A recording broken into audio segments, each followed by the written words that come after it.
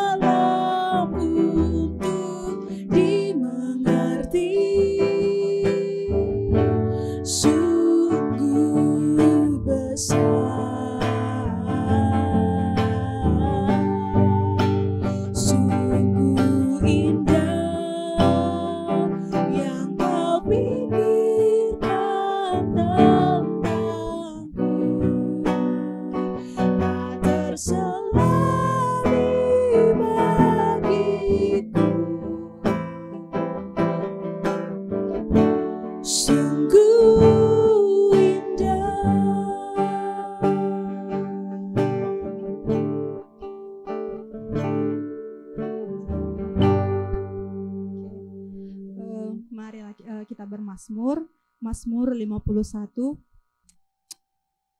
ayat 1 sampai 19.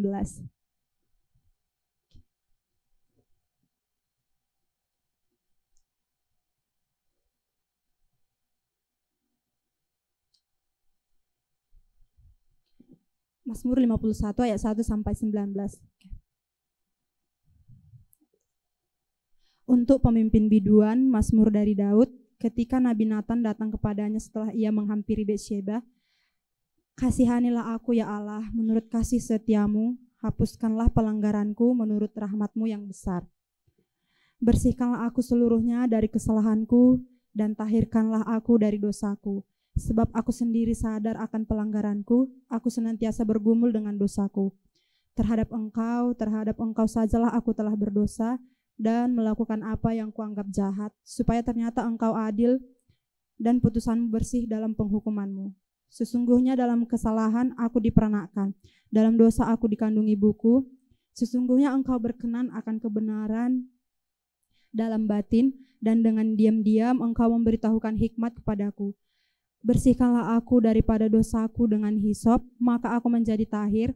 Basuhlah aku, maka aku menjadi lebih putih dari salju. Biarlah aku mendengar kegirangan dan sukacita, biarlah tulang yang kau remukkan bersorak-sorai kembali. Sembunyikanlah wajahmu terhadap dosaku, hapuskanlah segala kesalahanku. Jadikanlah hatiku tahir ya Allah, dan perbaharuilah batinku dengan roh yang teguh. Janganlah membuang aku dari hadapanmu, dan janganlah mengambil rohmu yang kudus daripadaku. Bangkitkanlah kembali padaku kegirangan karena selamat yang daripadamu, dan lengkapilah aku dengan roh yang rela. Maka aku akan mengajarkan jalanmu kepada orang-orang yang melakukan pelanggaran, supaya orang-orang berdosa berbalik kepadamu. Lepaskanlah aku dari hutang darah, ya Allah, Allah keselamatanku. Maka lidahku akan bersorak-sorai memberitakan keadilanmu. Ya Tuhan, bukalah bibirku supaya mulutku memberitakan puji-pujian kepadamu. Sebab Engkau tidak berkenan kepada korban sembelihan. Sekiranya ku persembahkan korban bakaran, Engkau tidak menyukainya. Korban sembelihan kepada Allah ialah jiwa yang hancur, hati yang patah dan remuk, tidak akan kau pandang hina ya Allah. Lakukanlah kebaikan kepada Sion menurut kerelaan hatimu. Bangunkanlah tembok-tembok Yerusalem, maka Engkau akan berkenan kepada korban yang benar, korban bakaran, dan korban yang terbakar seluruhnya. Maka orang akan mengorbankan lembu jantan di atas mezbahmu.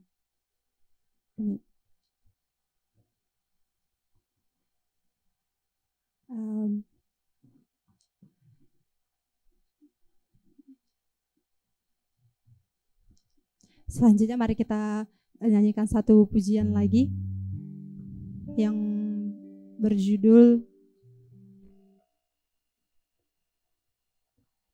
Layak Dipuji Disembah.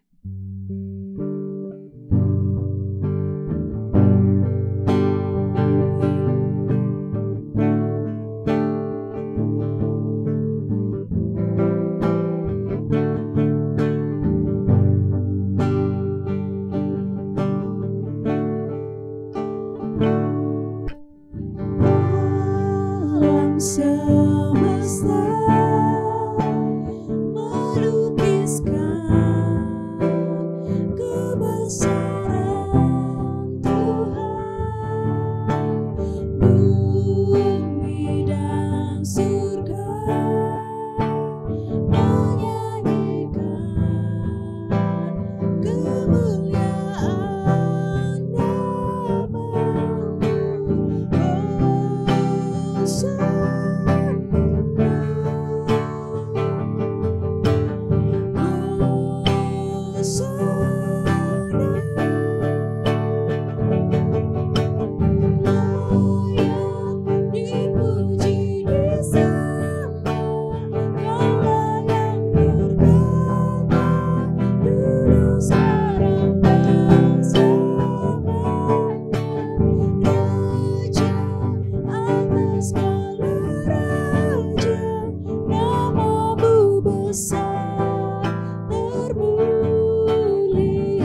nama-Mu.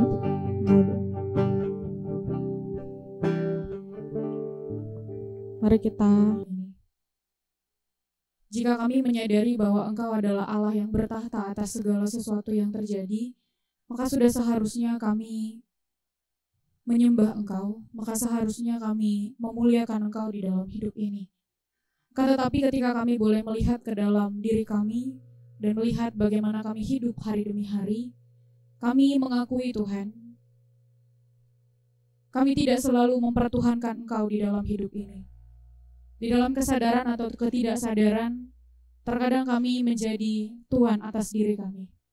Kami menyembah diri kami sendiri dan kami melakukan apa yang menurut kami baik.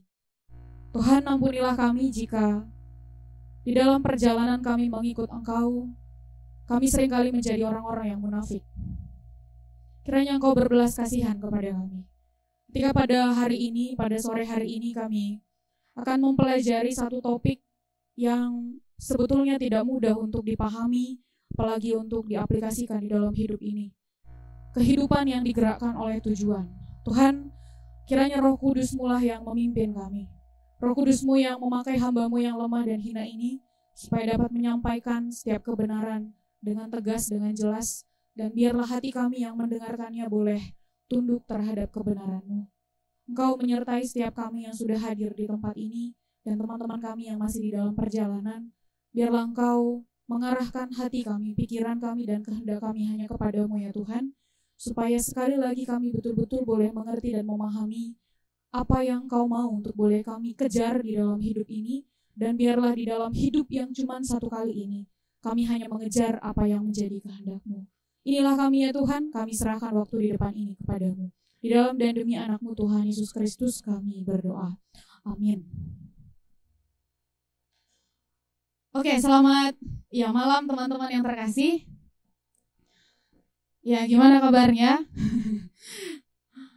Ya, kita sudah masuk ke sesi yang ke-7 ya. Pada malam hari ini kita akan membahas satu topik Ini nggak bisa ya pointernya.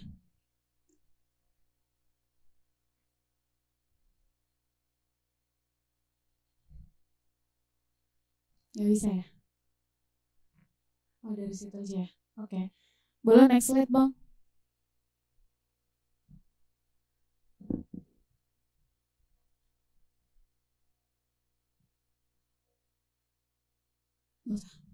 Oke. Berkaitan dengan tema kita pada malam hari ini, sesi yang ke-7, yaitu kehidupan yang digerakkan oleh tujuan. Satu pertanyaan yang perlu kita pikirkan sebelum kita masuk lebih dalam ya. Untuk apa aku hidup? Rasanya pertanyaan ini sering ditanyakan oleh manusia saat berada dalam keadaan yang terpuruk mungkin, atau mungkin sedang berada dalam lembah kekelaman gitu ya. Jadi mempertanyakan banyak hal. Dan salah satu pertanyaan mungkin yang terbersit di dalam diri manusia, untuk apa sih aku hidup? Apalagi kalau dia melihat ada begitu banyak hal yang menghimpit dia begitu ya. Entah itu dari dalam dirinya sendiri, entah itu dari orang-orang di sekitar, entah itu dari keluarga, entah itu dari pelayanan, pekerjaan gitu ya. Kadang di dalam fase tertentu, pertanyaan ini bisa muncul. Untuk apa aku hidup? Menurut teman-teman, untuk apa sih kita hidup? Nanti langsung dijawab dengan menggunakan prinsip iman Kristen gitu ya. Kita itu hidup untuk menyenangkan hati Tuhan gitu ya. Ini terlalu abstrak. Tapi oke, fine gitu ya, nggak apa-apa. Ini menjadi satu hal yang kita perlu pikirkan sepanjang kita belajar topik pada malam hari ini, kehidupan yang digerakkan oleh tujuan. Oke, nggak bisa. Oke, silakan next ya Bang. Kalau kita boleh membaca Alkitab, berbicara mengenai hidup gitu ya. Kita bisa lihat di Yakobus 4 ayat 14, di situ dituliskan bahwa hidup itu seperti uap. Artinya teman-teman pernah masak ataupun ngerebus telur gitu. Kalau misalnya dibuka tutupnya, uapnya itu keluar ya gitu kan ya. Tapi itu hanya dalam beberapa detik ya. Setelah itu udah hilang gitu. Bagi Yakobus gitu ya, hidup itu tuh seperti uap gitu. Jadi itu bentar sekali gitu.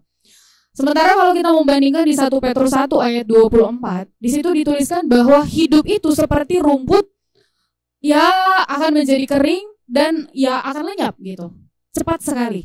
Ya mungkin kalau dibandingkan dengan rumput ini agak lebih panjang hidupnya ya daripada uap tadi ya. Uap kan dibuka ya udah langsung habis gitu kan. Nah, kalau kita juga boleh melihat ke Mazmur 90 gitu ya, khususnya ayat yang ke-10, di situ Musa, ini doa Musa sebenarnya ya. Musa menuliskan bahwa masa hidup manusia itu 70 tahun. Ya kalau dia kuat itu ya sekitar 80 tahun. Nah, coba kita lihat-lihat orang-orang yang ada di sekitar kita atau yang dekat dengan kita. Usianya ada yang nyampe 80? Ada ya. Ada juga yang 30 tahun udah meninggal ya. Ada yang 40 tahun sudah meninggal. Ada juga yang 20-an tahun udah meninggal. Kapan ya saya dengar info teman mahasiswa gitu meninggal, nah gitu. Artinya kan masih 20-an itu ya. Jadi banyak manusia di dunia ini nggak sampai ternyata ke usia 70 atau 80 tahun. 70 tahun aja itu sebenarnya singkat. Apalagi 25 tahun, 20 tahun. Hidup begitu singkat. Karena hidup itu begitu singkat, next, maka kita perlu memikirkan hidup ini dengan serius. Kalau hidup ini panjang sekali, oke lah kita mungkin bisa bermain-main dulu gitu ya. Nanti kalau udah mau ujung-ujung baru serius dalam hidup ini. Nah masalahnya, berdasarkan apa yang dicatat di dalam Alkitab, hidup itu begitu singkat dan gak ada satu orang pun yang tahu kapan akan mengakhiri hidupnya di dunia ini. Mungkin kita hari ini masih berkumpul, siapa yang tahu kalau nanti malam ada yang udah dipanggil ke rumah Bapa di surga? Nggak ada yang tahu. Dan Alkitab menjelaskan bahwa hari kedatangannya itu memang tidak diberitahu gitu. Kapan dia akan membawa umat pilihannya, kapan dia akan membawa orang-orang dia kasihi kembali kepadanya.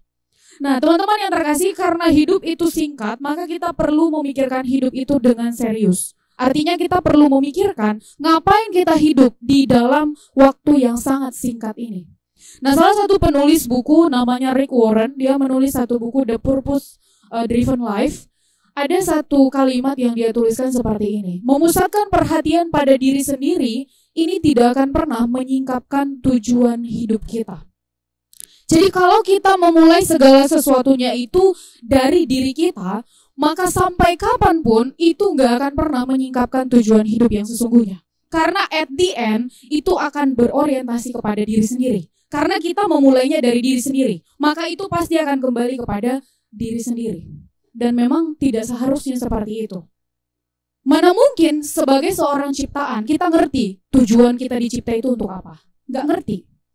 Kita perlu tanya kepada Sang Pencipta. Next slide. Nah, Rick Warren menuliskan di dalam bukunya ya, kehidupan setiap orang yang digerakkan oleh sesuatu. Kehidupan setiap orang itu selalu digerakkan oleh sesuatu. Apa itu? Ini ada beberapa hal. Yang pertama, seseorang itu begitu berjuang, begitu berjeripaya di dalam hidupnya, bisa karena didorong atau digerakkan oleh perasaan bersalah. Mungkin dia punya pengalaman yang tidak enak di dalam keluarganya. Dia merasa bersalah mungkin sama orang tuanya. Jadi ketika dia udah bertumbuh dewasa, dia sudah masuk ke dalam dunia kerja, dia berusaha membuktikan gitu, kalau aku bisa melakukan untuk menebus rasa bersalahku itu. Ini sering terjadi ya teman-teman. Jangan-jangan kita yang melayani Tuhan pun terkadang digerakkan oleh rasa bersalah. Mungkin kita rasa kita sudah melakukan banyak sekali kesalahan kepada Tuhan. Kita merasa bersalah dan kita ingin menebus dengan cara kita itu masuk ke dalam pelayanan. Tapi itu motivasi yang wrong. Tapi walaupun dengan motivasi yang keliru itu, kita itu bisa mengerjakan sesuatu di dalam pelayanan. Unik ya. Tapi ini mengerikan sebenarnya. Ternyata diselidiki, kita mengerjakan pelayanan, kita menjadi PKK karena kita merasa bersalah aja sebenarnya. Hati-hati. Yang kedua, ada kebencian dan kemarahan.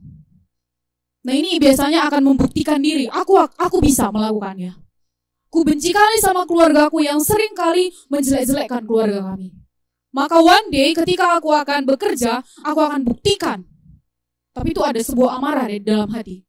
Aku akan buktikan kalau aku tuh bisa membiayai keluargaku misalnya. Aku bisa mengangkat harkat martabat keluargaku. Wih, hebat juga ya. Dan banyak sebenarnya orang di dunia ini seperti itu teman-teman. Dan bukan hanya orang yang tidak percaya, kebanyakan juga adalah orang yang mengaku percaya kepada Kristus. Jadi seperti ingin menjadi hero gitu bagi keluarganya. Ingin menjadi penyelamat gitu.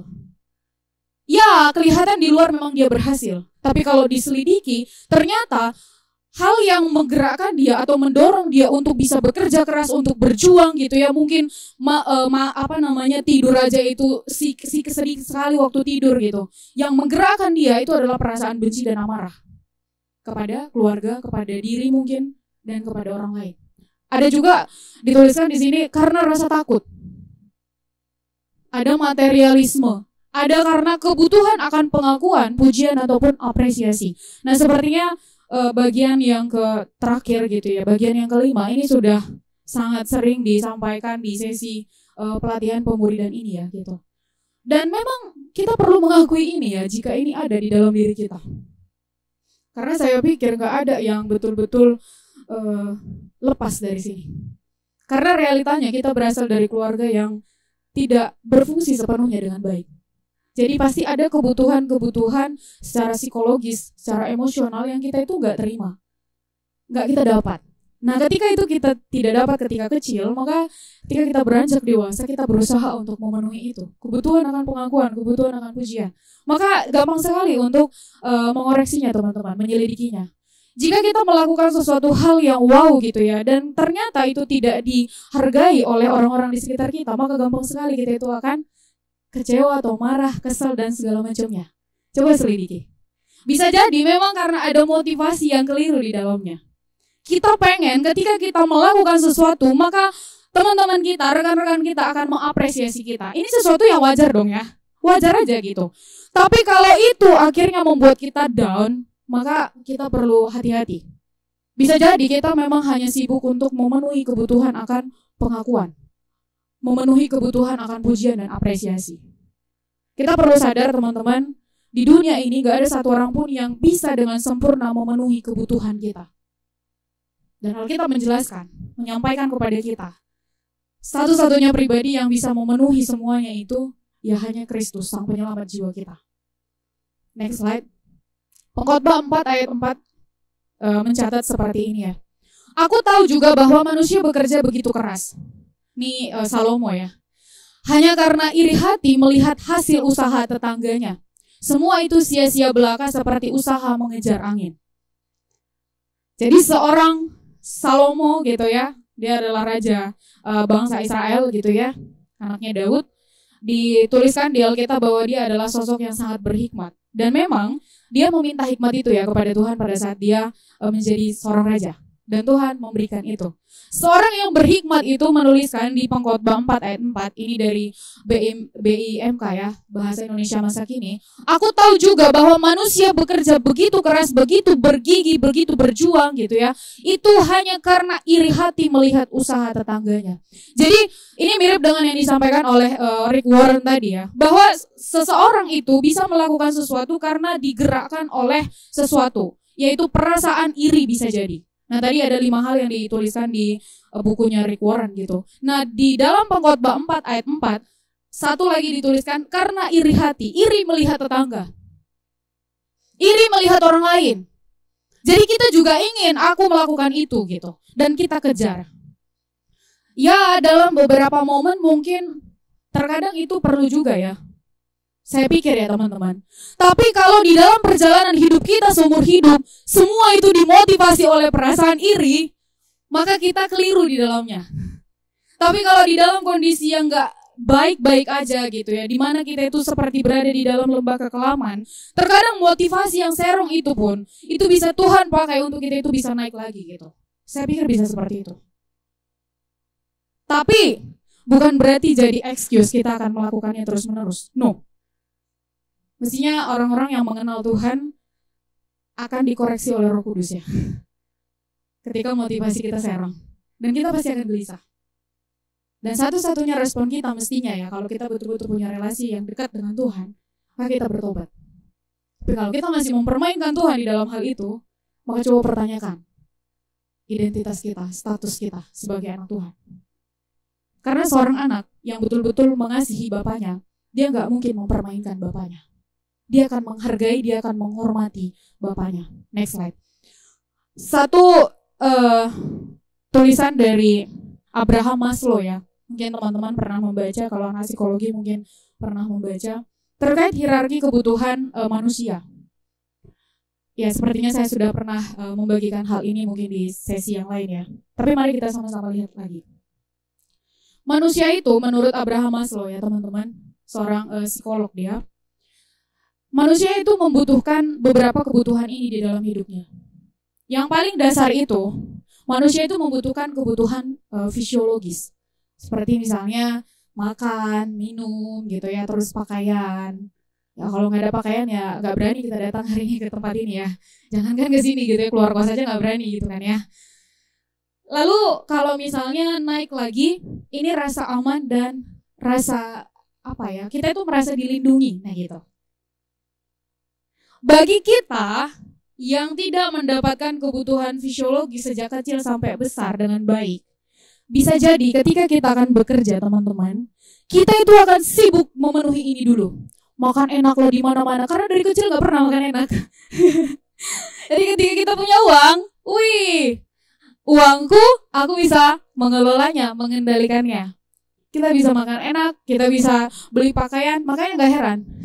Orang yang baru bekerja, yang dulunya ketika mahasiswa kita lihat kok sederhana kali gitu ya. Ya sederhana orang gak punya gitu kan.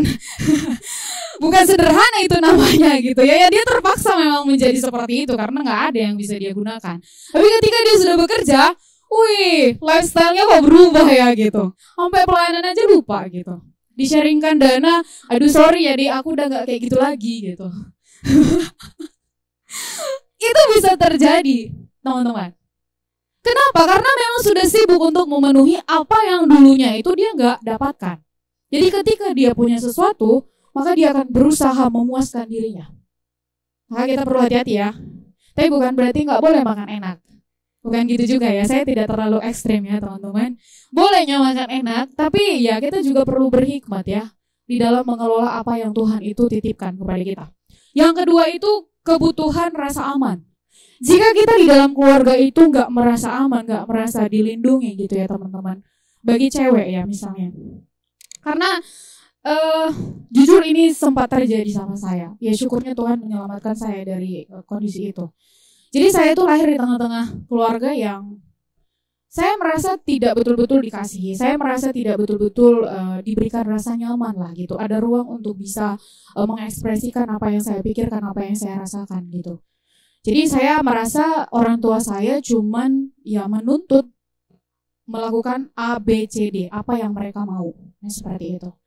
Jadi di dalam proses saya bertumbuh gitu ya, saya bertemu dengan seorang laki-laki gitu ya, seorang pria gitu ya, yang saya rasa dia itu cukup memberikan rasa aman dan saya merasa saya dilindungi oleh dia. Nah, saya sangat bergantung sama orang tersebut. Ya, ini mungkin ada kaitannya dengan tingkat yang ketiga, rasa sayang, pengen dikasihi, pengen diperhatikan, pengen diterima. Realitanya, kita nggak selalu mendapatkan itu di dalam keluarga kita. Jadi jika kita tidak mendapatkan itu, maka kita akan mencarinya di luar. Bagi wanita, kita bisa terjebak di dalam relasi kita dengan pasangan kita. Hati-hati teman-teman. Ini saya berbagi karena saya pernah terjebak di situ dan puji Tuhan, Tuhan menyelamatkan saya. Dan saya sadar kenapa saya bisa sampai segitunya. Oh, ternyata problemnya adalah ini. Saya haus akan kasih sayang. Iya, betul. Saya haus untuk diperhatikan. Iya, benar. Siapa yang tidak haus untuk diperhatikan? Tanyalah setiap orang. Pasti pengen lah gitu ya. Kecuali kalau teman-teman itu sudah penuh dari dalam keluarga, mungkin teman-teman gak terlalu penting sama orang luar. Orang aku udah full kok. Saya punya di KTB seperti itu. Jadi orang tuanya ini begitu memenuhi semua apa yang dia butuhkan. Dan dia mengakui memang. Makanya realitanya ketika dia bertumbuh gitu ya, dia merasa gak butuh lingkungan akhirnya. Plus minus ya, ada plus minusnya akhirnya. Iya, dia merasa struggle sekali untuk bisa masuk ke dalam sebuah komunitas. Aduh kak, kayak mana aku ini ya gitu. Aku merasa orang tua aku sudah sangat mengasihiku. Semua yang aku butuhkan mereka penuhi.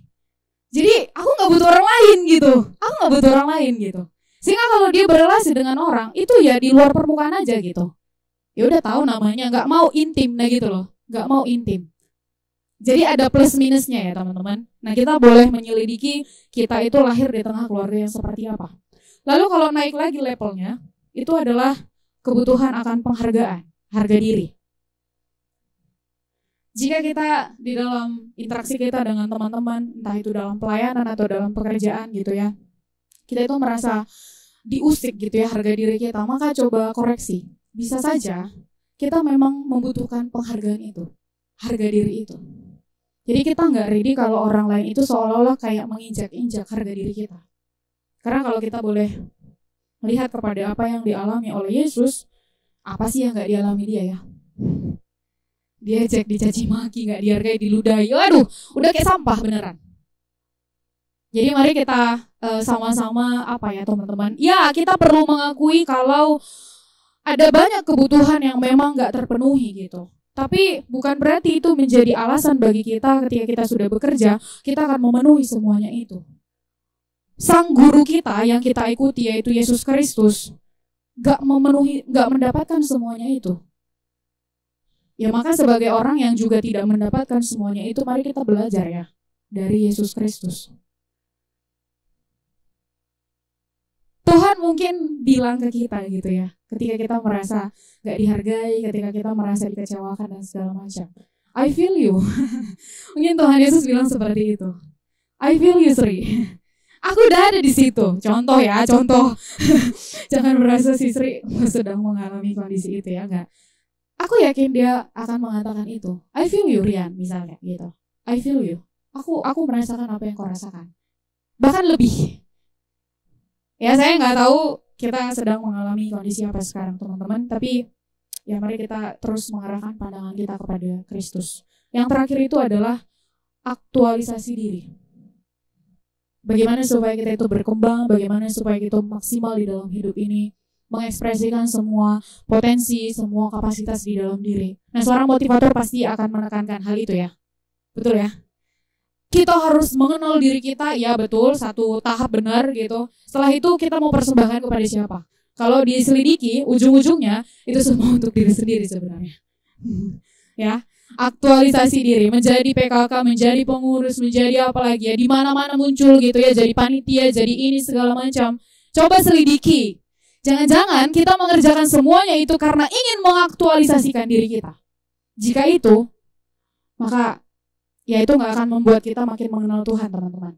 Yang ada kita makin memberi makan diri kita yang bobrok ini. Next slide.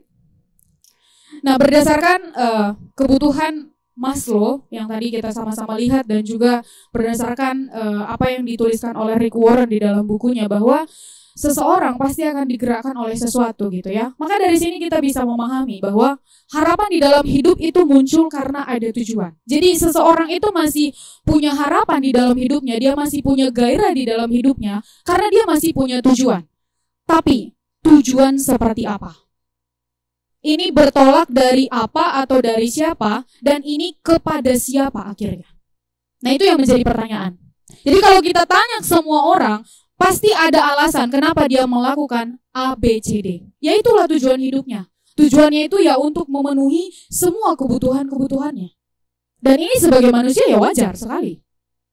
Tapi kalau kita mengaku sebagai anak-anak Tuhan, maka harusnya kita naik level.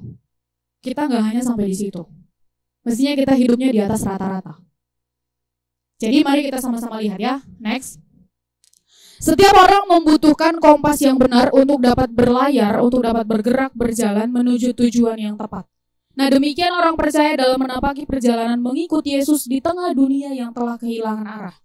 Tanpa kompas yang benar, maka hidup orang percaya tidak tepat sasaran dan hanya berujung pada kesia-siaan. Nah, ini sudah berulang kali juga sepertinya disampaikan di sesi pelatihan ini ya teman-teman, khususnya yang dirujuk dari pengkhotbah gitu ya, bahwa ya di luar Tuhan gitu ya, maka semua yang kita gapai, semua yang kita usahakan gitu ya, yang kita udah mati-matian di dalamnya gitu ya, itu hanya berujung kepada kesia-siaan sebenarnya.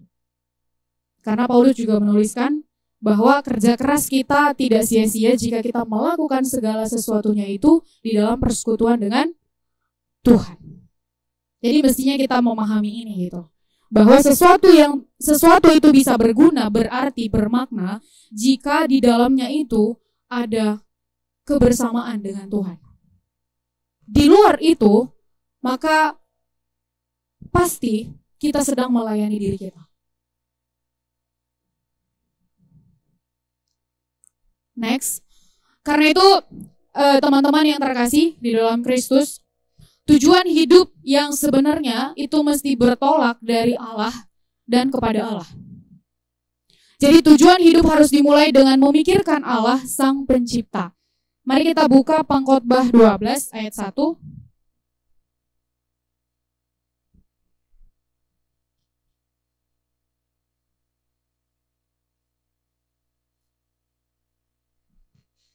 Pengkhotbah 12 ayat 1 saya akan bacakan bagi kita. Ingatlah akan Penciptamu pada masa mudamu, sebelum tiba hari-hari yang malang dan mendekat tahun-tahun yang kau katakan, tak ada kesenangan bagiku di dalamnya. Dilanjutkan ke ayat yang ke-13. Akhir kata dari segala yang didengar ialah, takutlah akan Allah dan berpeganglah pada perintah-perintahnya, karena ini adalah kewajiban setiap orang. Jadi, tujuan hidup itu harus bertolak dari Allah. Jika tidak bertolak dari Allah, maka endingnya, tujuannya ini akan berakhir kepada diri sendiri. Tapi ketika kita mulai dari Allah, yaitu Sang Pencipta, dan kita adalah orang yang dicipta, maka kita akan masuk ke dalam tujuan yang sesungguhnya. Karena kita bertanya kepada Sang Pencipta, tujuan keberadaan kita apa? Apa agenda Allah atas hidup yang ada saat ini? Apa tujuan Allah atas hidup kita? Tujuan hidup itu berarti sebuah panggilan ilahi, kalau demikian ya. Jadi kalau kita memikirkan apa yang menjadi agenda Allah, apa yang menjadi tujuan Allah, maka tujuan hidup itu berarti sebuah tujuan ilahi, sebuah panggilan ilahi. Jadi ini bukan lagi berbicara tentang aku mau jadi apa, ambisiku apa, aku pengen apa. No, enggak. Tapi ini berbicara mengenai Tuhan Allah itu maunya apa. Tuhan Allah itu maunya apa? Apa agendanya Allah itu di dalam hidupku? Jadi bukan apa agendaku dalam hidup ini. Usia 25 tahun aku harus udah jadi apa? Usia 30 tahun aku harus jadi apa? Biasanya seorang motivator akan menyampaikan hal itu ya. Dan saya juga dulu waktu masih di USU pernah mendengarkan motivator yang berbicara demikian. Coba kalian pikirkan, gitu ya. Kalian buat dulu rencana hidup kalian, gitu ya. Menurut saya pada saat itu asik juga gitu ya. Karena saya adalah tipe orang yang harus merencanakan hidup gitu loh. Jadi aku ngerti setelah ini aku akan kemana, setelah ini aku akan kemana gitu. Jadi mengatur hidup dengan pikiran sendiri. Menarik juga pikirku. Cuman ya syukurnya Tuhan tangkap ya. Ternyata bukan itu caranya gitu ya. Hati-hati ya teman-teman. Karena kita itu masih hidup di antara motivator-motivator yang ada di dunia ini. Yang terkadang itu bagus juga gitu pikiran mereka. Itu kadang beda tipis gitu, 11-12. Bukankah itu yang dilakukan oleh ular kepada Hawa? Ya kan? Diperintil aja dikit gitu. Dipelintir aja dikit. Akhirnya kita percaya, ya juga ya gitu. Kita penasaran, akhirnya kita masuk ke dalamnya, udah masuk ke perangkap. Nah, hati-hati. Kita perlu benar-benar mengerti kebenaran, baru kita bisa mengoreksi mana yang gak benar. Kalau kebenaran gak kita tahu, ya gampang sekali kita diobok-obok. Ya juga ya, kayaknya betul sih itu gitu ya. Kita akan gampang sekali untuk toleransi, untuk kompromi. Ya, tujuan hidup itu berarti sebuah panggilan ilahi ataupun sebuah tujuan ilahi. Nah, ini kita perlu ingat di dalam diri kita. Next slide. Menurut Katekismus Westminster, ini adalah seperti pengakuan iman ya, orang-orang Reform. Di situ dituliskan tujuan utama hidup manusia ialah untuk memuliakan dan menikmati Allah. Rasanya statement ini sudah sering kita dengar ya teman-teman, benar ya. Tapi kalau misalnya ditanya, menurut teman-teman apa arti memuliakan Allah? Jujur bagi saya sekilas itu abstrak. Allah di mana lalu aku memuliakan dia dengan cara apa? Kalau memuliakan presiden, Prabowo ya sekarang ya, memuliakan Prabowo misalnya, ya udah kita datang ke dia misalnya gitu kan. Kita sembah sujud dia atau apa kayak gitu ya. Nah, lalu apa artinya memuliakan Allah dan menikmati Allah? Nah, kalau kita boleh melihat catatan yang dituliskan oleh penulis Alkitab, Yohanes 17 ayat 4, next slide. Tuhan Yesus menuliskan ini sebenarnya doa Tuhan Yesus ya sebelum dia menyelesaikan misinya. Aku telah mempermuliakan engkau di sini Bapaknya ya, di bumi dengan jalan menyelesaikan pekerjaan yang engkau berikan kepadaku untuk melakukannya. Nah, jika membaca ayat ini teman-teman, saya merasa lebih mengerti sedikit. Tadi kan memuliakan Allah, apa artinya? Tuhan Yesus mengatakan di dalam Yohanes 17 ayat 4 bahwa cara mempermuliakan Allah yaitu dengan cara menyelesaikan setiap pekerjaan, setiap perintah yang diberikan oleh Bapaknya kepada dia. Maka pada saat yang sama ini berlaku kepada kita orang-orang yang mengaku pengikut Kristus. Jadi kalau kita bilang, aku itu ingin mempermuliakan Tuhan, aku ingin memuliakan Tuhan di dalam hidupku, maka mestinya dengan cara menyelesaikan pekerjaan yang diberikan oleh Allah itu kepada kita dengan sempurna. Pertanyaan lanjutan, pekerjaan yang seperti apa? Iya kan? Pekerjaan yang seperti apa? Apakah semua pekerjaan yang di dunia ini kita mesti kerjakan? Enggak juga. Apakah banyak orang yang dimuridkan oleh Tuhan Yesus secara intensional? Enggak, cuma 12. Itu pun satu gagal. Jadi ada memang bagian yang ditentukan oleh Tuhan kepada masing-masing kita. Gak semua hal itu kita harus kerjakan. Nanti kita akan bisa lihat ya, bagaimana cara Yesus itu di dalam merespons kemauannya ataupun kehendaknya Allah. Di dalam Markus 1, nanti kita bisa lihat. Banyak orang yang membutuhkan dia di tempat itu, tapi dia malah memilih ke tempat yang lain. Ini kadang di dalam pikiran manusia ya, kok kayak gini ya Tuhan? Padahal kan di sini juga banyak kebutuhan loh gitu. Kita terkadang kan seperti itu ya, sebagai manusia. oh di sini ada kebutuhan, ini harus kita selamatkan gitu.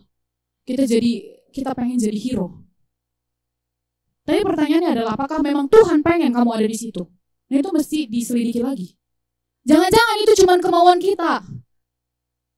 Jangan-jangan itu cuma keinginan kita.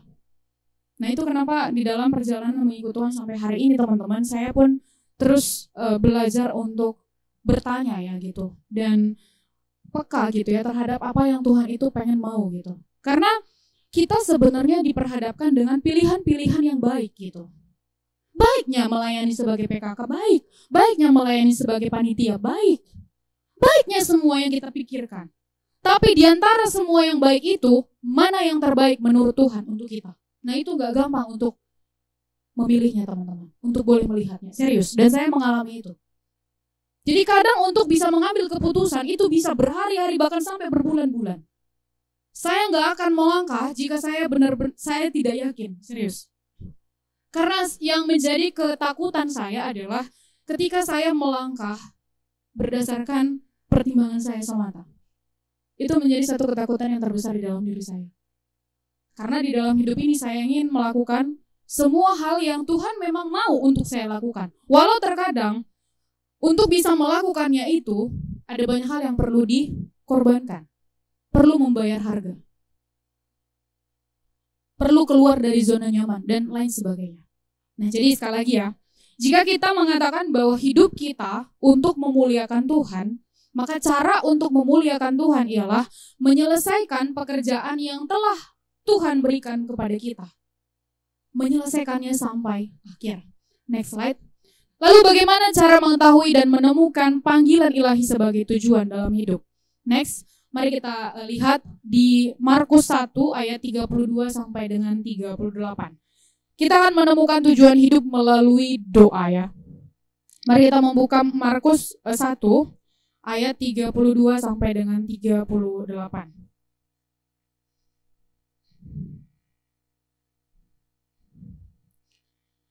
Oke, mari kita baca secara bergantian ya. Saya akan bacakan ayat genap.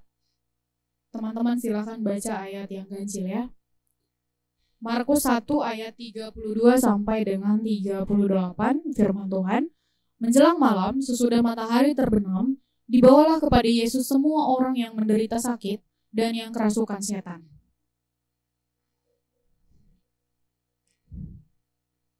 Ia menyembuhkan banyak orang yang menderita bermacam-macam penyakit dan mengusir banyak setan. Ia tidak memperbolehkan setan-setan itu berbicara, sebab mereka mengenal Dia.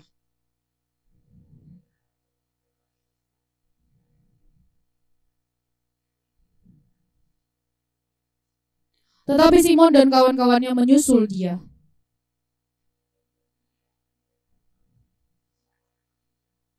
Jawabnya, marilah kita pergi ke tempat lain, ke kota-kota yang berdekatan, supaya di sana juga aku memberitakan Injil, karena untuk itu aku telah datang. Sampai sedemikian ya. Teman-teman, saya minta kita boleh masuk ke dalam kelompok, mungkin 3 orang. Coba kalian diskusikan bagaimana menemukan tujuan hidup melalui doa berdasarkan Markus 1 ayat 32 sampai dengan 38. Bisa? Bagaimana cara menemukan tujuan ataupun panggilan ilahi itu melalui doa? Karena yang disoroti dari perikop itu kan Tuhan Yesus itu berdoa ya kepada Bapaknya. Benar ya? Coba silakan diskusikan dan boleh juga membagikan pengalaman ya.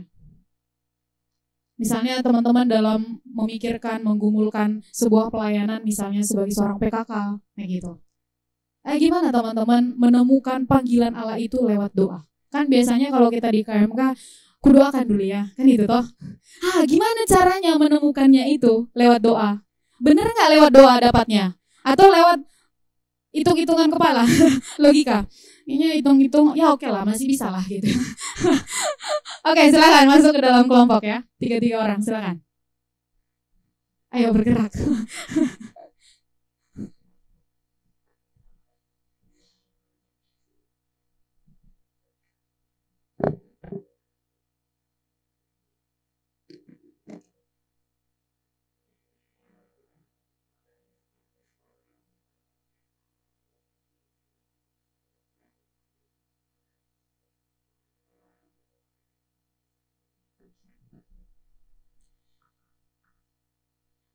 10 menit ya. Nanti 7.10 kita mulai. Lanjut lagi.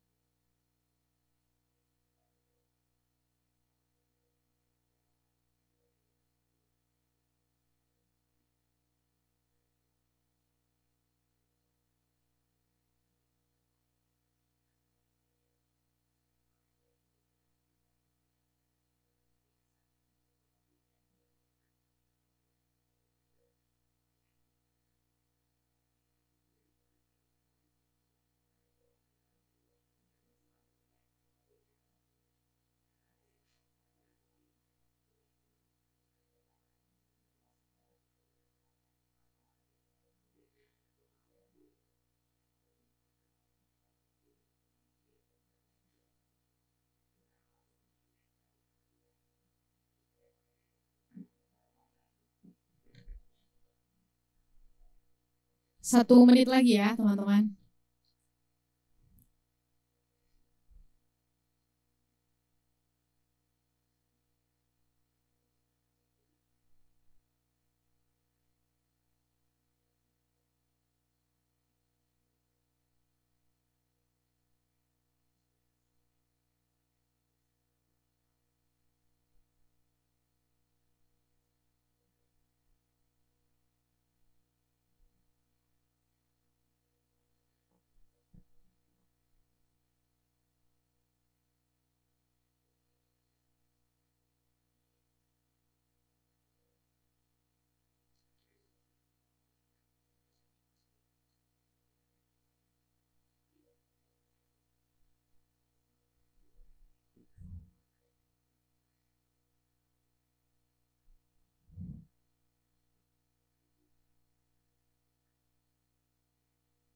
Oke, sudah?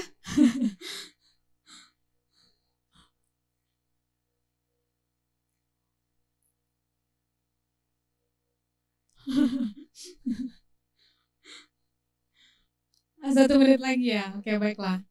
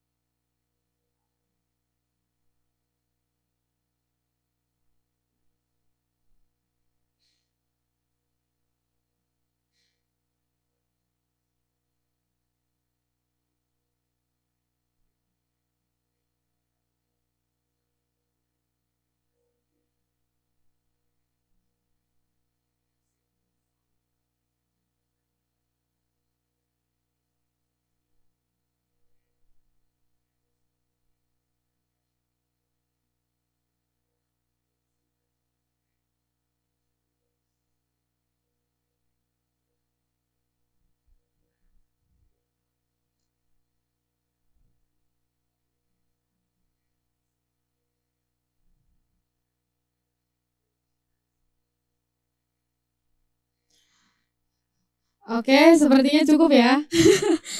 Waktu kita terus berjalan. Nanti kalau mau dilanjutkan, boleh dilanjutkan di rumah ya teman-teman. Oke. Udah? Si Anggre masih serius kan?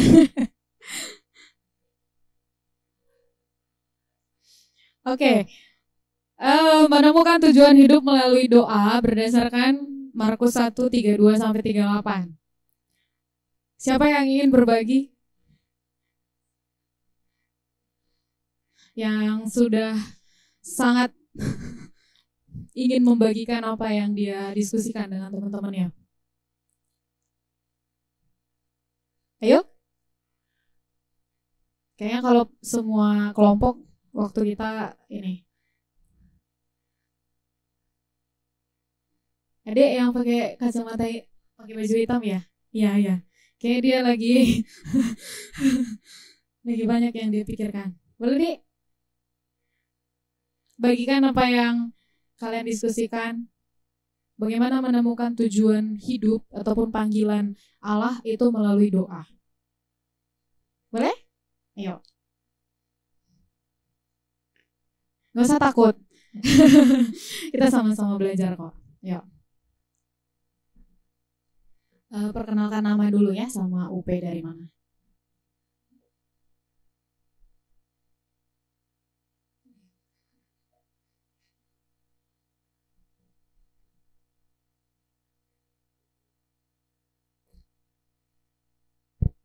Shalom semuanya.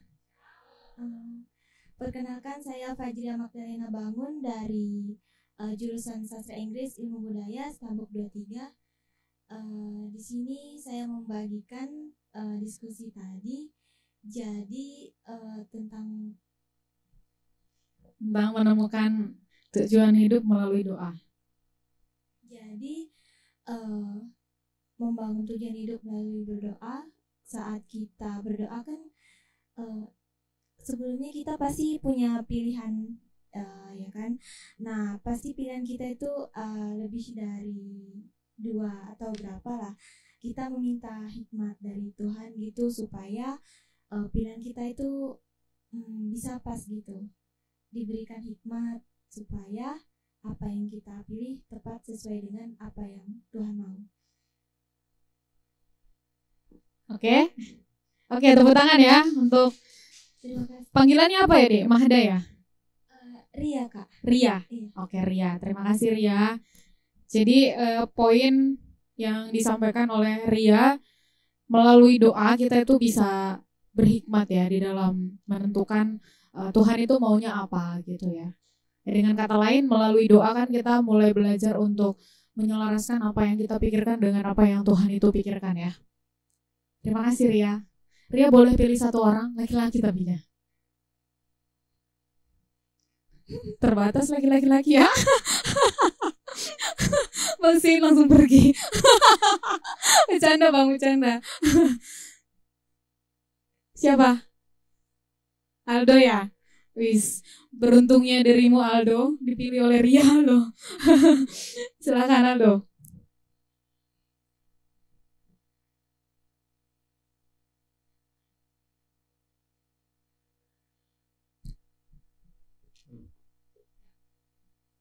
Langsung ya. Iya, tadi kan diskusi kan tadi sama temanku 1, 2. Iya, kami ya 3 diskusi ayat tadi di Markus 1 ayat 32 sampai 38 gitu. Awal-awal itu aku bingung gitu kan, disambung dari 32 sampai 38. Ini macam mana nih?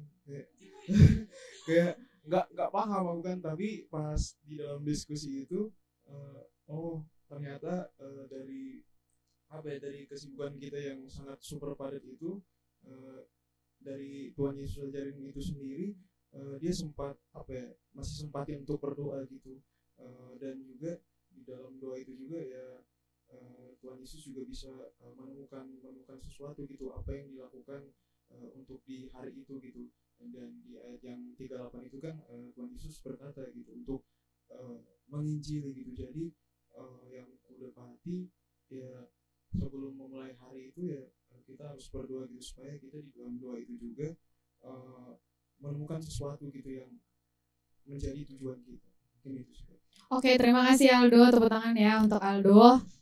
Ya, jadi Aldo melihat dari Nats Markus 1, 32 sampai 38, di situ kan memang diperlihatkan Yesus itu sangat sibuk gitu ya. Tapi di tengah kesibukan dia mengerjakan kehendak Bapaknya gitu ya, dia tidak pernah melupakan satu aspek yang sangat penting di dalam dia mengerjakan misi Allah itu di dunia ini, yaitu berelasi dengan Bapaknya.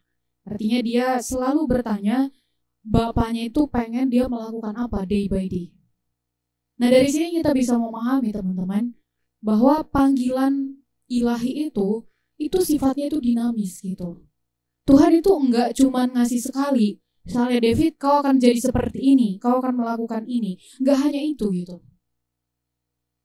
Tuhan itu bisa memberikan satu panggilan yang jelas gitu ya. Contohnya dari Nats yang tadi kita baca, tujuan kedatangan Tuhan Yesus yang pertama kali datang ke dunia untuk apa? Untuk menggenapi nubuatan dari perjanjian lama itu kan, bahwa akan ada Sang Mesias, Juru Selamat, untuk menyelamatkan manusia yang berdosa. Injil itulah yang dia beritakan sepanjang dia melayani. Tapi mengenai tempat, ini kan dia masih terus bergumul gitu. Setelah ini kemana? Setelah ini kemana? Makanya kalau kita membaca kitab Injil gitu ya, ada masanya di mana Tuhan Yesus itu tidak mengizinkan orang yang dia layani untuk memberitahukan bahwa dia itu disembuhkan ataupun diselamatkan oleh Yesus. Ada kan masa seperti itu? Nah, kalau kita mikir kenapa ya gitu? Bukankah ketika orang yang sudah dilayani, orang yang udah disembuhkan itu mengobarkan, memberitakan ke semua orang, itu kan jadi banyak orang yang tahu gitu. Ternyata cara Tuhan nggak seperti itu teman-teman. Tapi ada kalanya Tuhan itu bilang, pergilah kepada para imam dan beritahukan apa yang Allah itu sudah kerjakan untukmu. Nah ini ya, jadi tujuan Allah itu dinamis gitu. Di dalam dia itu memberitahukannya kepada kita gitu. Itu dinamis gitu. Itu kenapa mestinya ya sebagai anak-anak Tuhan, kita perlu bertanya day by day kepada Tuhan gitu. Tuhan, setelah ini aku harus ngapain? Kamu memang akan tetap menjadi PKK kok. Tapi kan kamu gak tahu secara jelas. Tuhan itu pengen kamu itu melakukan apa kepada AKK A, AKK B, AKK C. Enggak kan? Nah karena itu mesti bertanya kepada Tuhan gitu. Ketika misalnya kita ada jadwal kelompok contoh ya gitu. Tuhan itu pengen apa ya untuk kita sampaikan kepada adik kita gitu. Kira-kira adik-adik kelompok kita ini lagi mengalami kondisi apa ya, sehingga firman Tuhan yang akan kita beritakan itu betul-betul menguatkan dia gitu, betul-betul menyentuh dia gitu loh. Sehingga setelah selesai kelompok kecil, dia betul-betul merasakan kehadiran Tuhan itu. Jadi kelompok kecil itu bukan supaya kita itu ya udah ada checklist, kita itu sudah kelompok gitu. Enggak teman-teman. Itu menjadi sarana di mana kita, PKK dan juga AKK, betul-betul merasakan lawatan Tuhan itu gitu. Karena di dalam kita kelompok kecil, tentu kita akan belajar firman Tuhan tuh. Jangan sampai ada AKK kita yang tidak merasakan Tuhan di dalam kelompok. Itu mesti sesuatu hal yang kita pikirkan loh sebagai PKK. Jangan cuma mikir intinya sudah kubawakan bahan ini. Bukan itu. Jangan-jangan ada masanya di mana Tuhan itu pengen kita itu hanya fokus kepada satu orang di dalam kelompok. Itu bisa jadi. Dan kita ajak anggota yang lain untuk bisa mendorong ataupun mendukung anak itu. Itu bisa jadi loh. Dan itu kita bisa rasakan, kita bisa alami ya jika kita itu bertanya. Dan di dalam perikop yang tadi kita baca melalui doa. Ini doa kelihatannya sangat familiar bagi kita. Tapi sebenarnya kalau dipikir-pikir teman-teman, banyak orang Kristen yang tidak suka berdoa. Kalau ditanya, apakah kamu itu menyukai berdoa? Kita bisa jawab, yes. Benar? Atau, tunggu dulu. Karena ternyata ada masanya kok males ya gitu.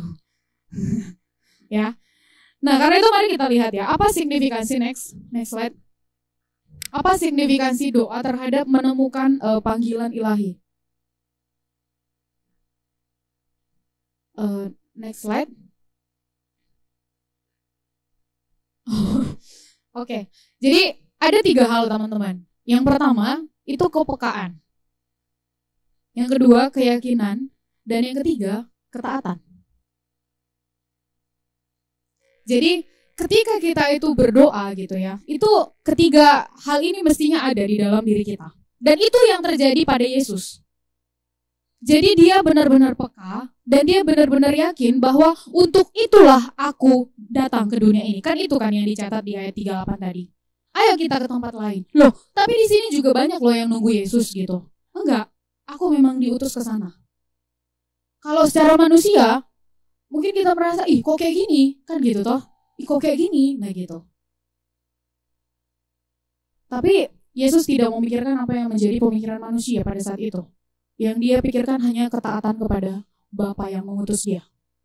Maka ketika kita berdoa, ketiga hal ini mestinya ada di dalam diri kita teman-teman. Jika tidak, maka kita perlu koreksi.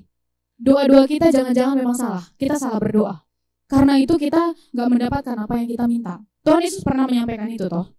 Kamu gak tahu apa yang kamu berdoa, yang kamu minta di dalam doa. Bahkan Yakobus juga.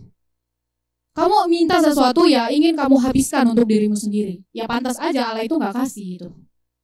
Karena yang kita minta bukannya kehendak Allah, tetapi supaya kehendak diri kita terjadi gitu. Nah pasti Allah yang mengasihi kita gak mungkin memberikannya. Tapi kalau kita minta itu adalah kehendak Allah, maka Allah pasti akan memberikannya. Karena itulah yang dia mau. Cuman persiapkan diri kita ya. Pada saat dia akan menyatakan kehendaknya. Karena ada harga yang memang akan dibayar di sana. Ada satu penulis buku, Henry namanya ya. Henry Blackaby apa ya? Iya. Dia menulis satu buku yang berjudul Experiencing God atau Mengalami Allah.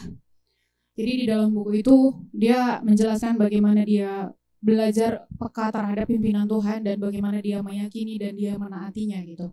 Ada satu hal yang dia sampaikan berkaitan dengan doa. Dia bilang kayak gini, pada saat kita itu ingin tahu kehendak Tuhan, maka pastikan jika Tuhan itu akan menyatakan kehendak-Nya, maka kita rela melakukan apapun untuk menggenapi kehendak Tuhan itu.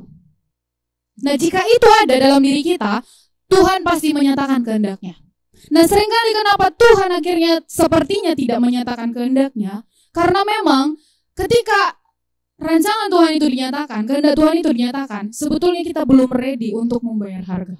Itu yang dia katakan, dan saya pikir benar. Artinya apa? Kalau kamu minta kehendak Tuhan yang terjadi, berarti kamu betul-betul menyerahkan dirimu untuk Tuhan. Gak ada lagi yang kamu ikat di dalam dirimu. Semuanya, ya ini Tuhan. Bukan, ini Tuhan. Mesti ada yang dipegang. Kadang kan berdoa begitu. Iya gak? Iya, saya mengakui kadang juga seperti itu. Karena memang diri masih punya kehendak. Dan terkadang kehendak diri itu enggak duniawi kali kok gitu. Ya enggak duniawi kali kok. Apa maksudnya gitu ya? Maksudnya baik kok kelihatannya gitu loh, seperti yang tadi di awal saya sampaikan gitu. Tapi di antara yang baik yang lain gitu ya, ada sebenarnya yang terbaik yang Allah itu ingin kita kerjakan. Nah, untuk itu pastikan diri kita memang sudah siap untuk membayar harga apapun itu. Nah, jika kita sudah siap, nah itu dikatakan oleh Henry Blackaby itu, maka Tuhan pasti akan menyatakan kehendak-Nya bagimu. Penyerahan diri. Wah, ini gak gampang, serius. Kalau ada yang mengatakan gampang, mungkin dia gak pernah masuk ke dalam dirinya kali ya. Menyerahkan diri sepenuhnya kepada Tuhan tanpa tahu apa yang akan terjadi di depan, itu gak gampang loh. Ini butuh iman yang sangat besar. Bener kan? Gak tahu. Jalan aja gitu, tengah kegelapan sana jalan aja gitu. Ada ular di situ dipatok gimana? Jalan aja dengan iman gitu. Ya begitu. Ya teman-teman.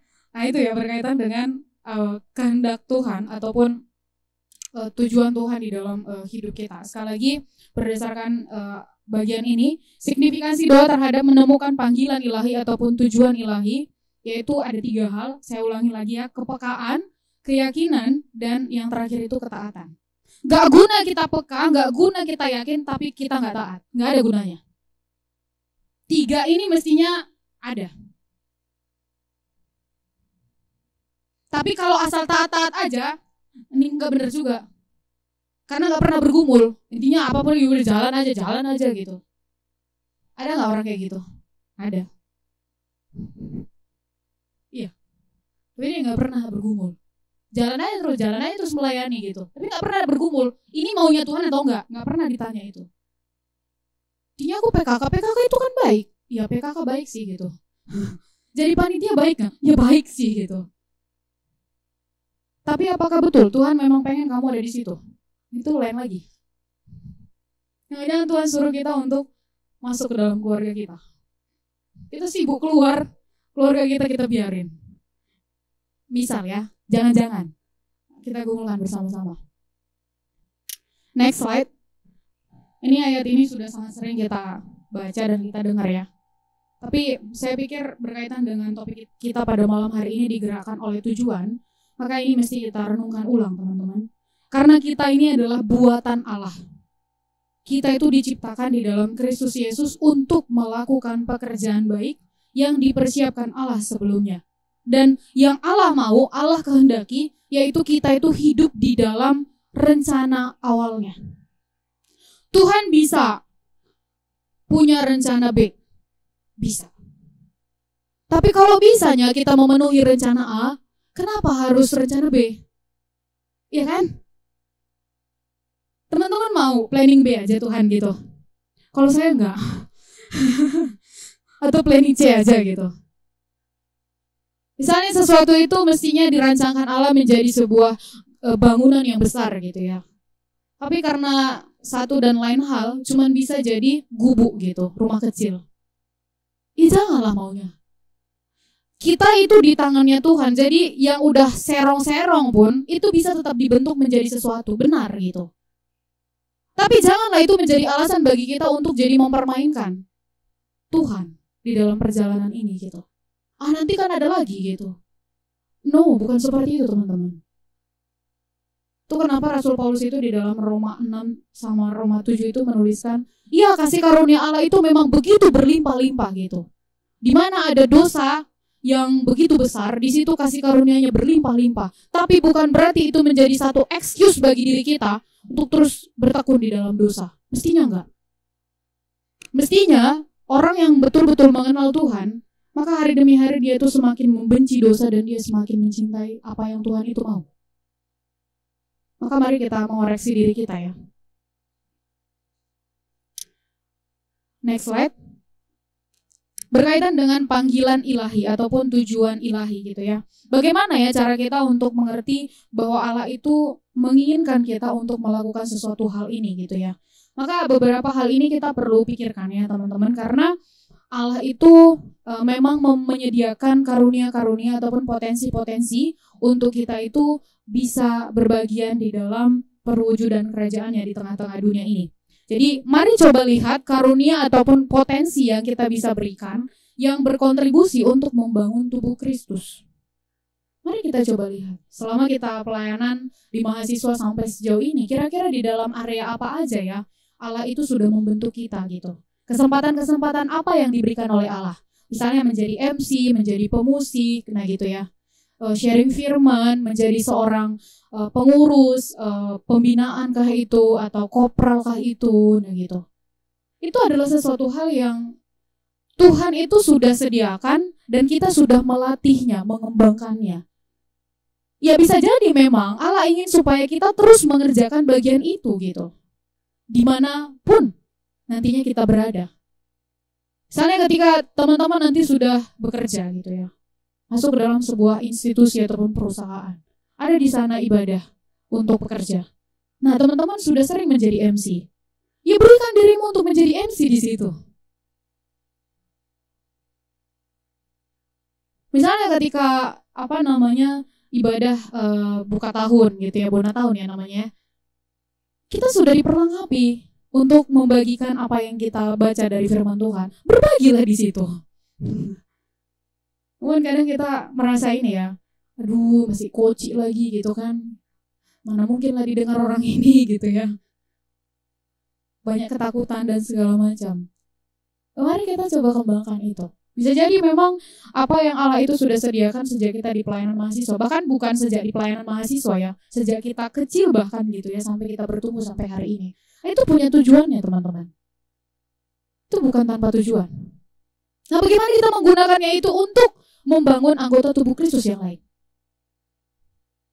Jadi nggak ada karunia yang sangat kecil, nggak ada karunia yang sangat besar. No, di mata Tuhan itu semua sama. Manusia aja yang seringkali itu membeda-bedakan itu. Seolah-olah pembicara kastanya lebih tinggi. Siapa bilang? Seolah-olah yang ngurusin peralatan itu, aduh gitu ya, nggak dihitung lah itu gitu. Siapa bilang? Kita kalau membaca surat Paulus kepada jemaat yang ada di Korintus, di situ Paulus dengan jelas menyatakan bahwa setiap anggota itu berharga di hadapan Tuhan. Dan mestinya kita sebagai anggota juga menghargai anggota yang lain. Apapun itu kerjaannya. Ini dalam kepengurusan mestinya kita harus hayati ya. Gak ada itu yang harus lebih dihormati, yang mana yang perlu diremehkan, direndahkan gitu. Siapa kali kita? Tuhan aja menghargai semua itu. Ya. Karunia potensi kenali ya teman-teman. Yang kedua itu kebutuhan. Memang kita dibutuhkan di sana. Kalau berdasarkan nats yang tadi kita baca, terkadang kebutuhan pun ternyata ada yang lain juga yang dibutuhkan Tuhan. Ya, kita mesti peka nih. Tuayan banyak, pekerja itu sedikit. Nah ini disampaikan oleh Tuhan Yesus ya. Mari kita memberi diri untuk bisa menjadi pekerja di dalam ladangnya ya. Lalu yang ketiga itu beban hati ataupun passion ataupun gairah. Ketika kita memikirkan sesuatu gitu ya. Misalnya saya contoh ya gitu teman-teman. Jika ada konteks membicarakan pemuridan, saya nggak di situ, serius. Pasti aku kayak, gitu, penasaran apa yang dibahas di sana ya gitu. Kalau ada yang minta untuk join di dalam pemuridan, mau apapun itu, aku pasti akan ready. Serius. Kenapa? Ya karena memang hatiku di sana. Mau secapek apapun itu jadwalnya, pasti aku akan menyediakan waktu. Iya, benar. Nah itu sih yang akhirnya aku coba pelajari ya teman-teman. Iya ya, kalau memang udah passion gitu ya, mau fisik ini secapek apapun, energi itu tetap ada gitu. Serius, itu yang terjadi. Jadi coba pikirkan, kita itu melihat sesuatu hal dan membuat kita itu wow gitu, melek gitu, nggak ngantuk-ngantuk lah ngerjainnya gitu. Nah apa itu? Cari. Misalnya teman-teman yang mau bekerja di dalam dunia profesional ya nanti gitu, dunia profesi gitu. Kita itu lebih suka bertemu dengan orang atau kita itu lebih suka yang ngerjain sendiri di kantor gitu, berhadapan dengan benda mati gitu, komputer gitu. Kalau kita tuh senang berinteraksi dengan orang, maka carilah pekerjaan yang memang lebih banyak berinteraksi dengan banyak orang gitu. Iya. Jangan, aduh, gajinya dikit gitu. Ya bener sih. Maksudnya kalau masuk ke dunia kerja ya pasti akan memikirkan gaji dan lain segala macam kan ya gitu. Tapi tolonglah jangan itu menjadi list pertama gitu loh, daftar yang pertama. Alasan kenapa kita gak mengiyakan itu karena gajinya kecil gitu. Wah, janganlah gitu.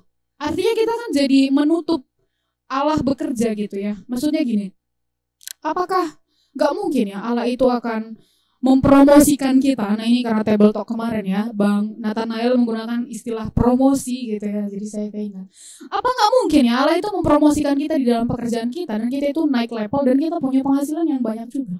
Bisa kan? Cuman kadang ya kita itu gak sabar ya, maunya baru fresh graduate langsung punya gaji di atas UMR gitu ya. Siapa kali kita ini, esok kali gitu ya. Tapi ya begitulah manusia teman-teman. Dan terkadang itu menjadi penghambat loh untuk kita itu menggenapi rencana Tuhan di dalam hidup kita. Maka hati-hati. Passion, gairah terhadap apa kita itu begitu, aduh gitu, senang kali lah mengerjakannya gitu. Walau capek badan ini, fisik ini, kita tetap punya energi. Gak tahu entah kenapa. Jujur itu yang terjadi pada diri saya teman-teman. Mau sehektik apapun itu, kalau ada orang yang mau sharing, gak tahu entah kenapa sulit bagiku untuk menolak. Ya kenapa itu deh? Pasti itu. Mau tengah malam pun itu, udah dari sini jam 10 gitu kan, ada lagi janji Zoom gitu jam 11. Sebenarnya mikir-mikir, Melita kok bukan robot gitu ya. Tapi ya dia juga lagi butuh gitu. Ya sudah gitu. Sukacita itu memang Tuhan kasih gitu. Cuma setelah itu kan, ini badan gempor memang. Iya benar, capek bener gitu. Tapi nggak tahu entah kenapa energi itu selalu Tuhan kasih gitu. Nah itu coba dipikirkan ya teman-teman. Ini ada yang pra-alumni kan, nggak apa-apa sekarang masih lagi studi, kan teman-teman lagi melayani juga. Di area mana teman-teman itu begitu tertarik dan memang punya kapasitas juga di situ, maksimalkan di situ supaya bisa membangun tubuh Kristus yang lain. Yang keempat, jika itu adalah panggilan ilahi gitu ya, maka mestinya ada pertumbuhan iman dan pengenalan akan Allah yang semakin dalam di dalam proses itu. Jadi selalu uji, selidiki. Sejauh ini kita sudah mengerjakan area apa aja di dalam pelayanan? Apakah iman dan pengenalan kita akan Allah itu memang semakin dalam? Yang terakhir, nah ini ya, doa penyerahan diri dan pemurnian hati ya, di dalam hal kita itu belajar untuk mengerti rencana Tuhan day by day gitu ya. Belajar untuk menyerahkan diri. Ini mesti kita latih teman-teman, ini menjadi PR seumur hidup sepertinya. Karena sebagai manusia ya itu tadi, kita dikasih free will, kehendak bebas. Dan Allah gak pernah loh maksa kita. Gak pernah. Allah gak pernah maksa Yunus. Tapi kalau bisa nggak sempat masuk ke perut ikan yang besar itu, ngapain kan? Mari kita belajar untuk peka dan kita taat ya.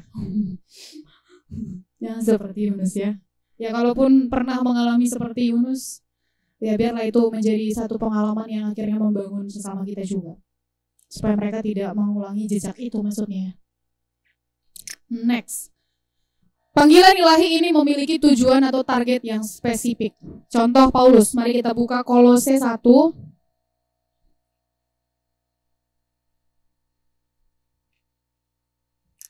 Kolose 1 ayat yang ke-24.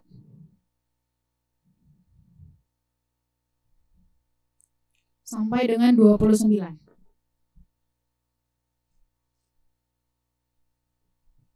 Oke, saya akan bacakan bagi kita semua ya. Kolose 1 ayat 24 sampai dengan 29 firman Tuhan. Sekarang aku bersuka cita bahwa aku boleh menderita karena kamu dan menggenapkan dalam dagingku apa yang kurang pada penderitaan Kristus untuk tubuhnya yaitu jemaat.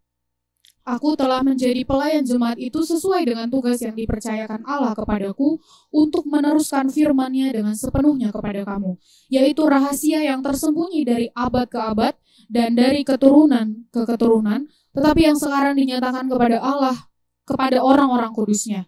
Kepada mereka Allah mau memberitahukan betapa kaya dan mulianya rahasia itu di antara bangsa-bangsa lain, yaitu Kristus ada di tengah-tengah kamu. Kristus yang adalah pengharapan akan kemuliaan.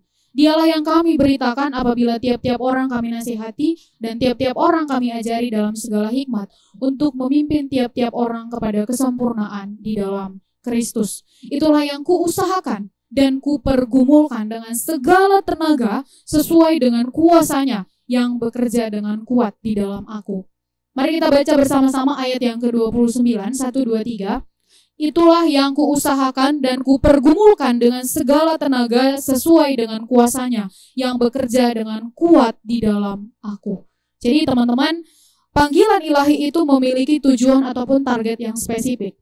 Dan tentunya untuk memenuhi tujuan itu, Allah itu sudah menyediakan karunia ataupun potensi di dalamnya. Nah, kalau kita melihat contoh dari Kolose 1:24-29 yaitu Paulus gitu ya.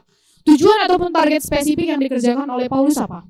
Yang pertama itu untuk memberitakan Injil. Yang kedua, untuk memperingatkan semua orang. Dia harus menjelaskan kebenaran firman Tuhan supaya manusia berdosa itu mengerti apa yang Tuhan mau dan mereka itu bertobat kembali ke jalan Tuhan. Memperingatkan, menegur. Nah, masuk juga ini, mengajar semua orang. Mengajarkan apa yang sudah dia terima dari Allah itu sendiri. Jadi dia nggak akan bisa mengajarkan sesuatu kalau dia itu nggak terima dari Allah. Jadi kita nggak akan bisa memberikan sesuatu kepada kakak kita kalau kita itu nggak pernah terima itu dari Allah.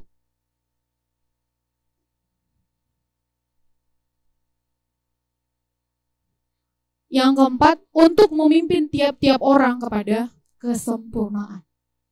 Jadi kalau kita membaca surat-surat Paulus kepada jemaat yang dia kasihi gitu ya teman-teman, dia itu selalu menegaskan gitu ya bahwa aku itu sudah melakukan semua hal yang Allah itu ingin untuk kukerjakan. Semuanya itu sudah kusampaikan kepada kalian.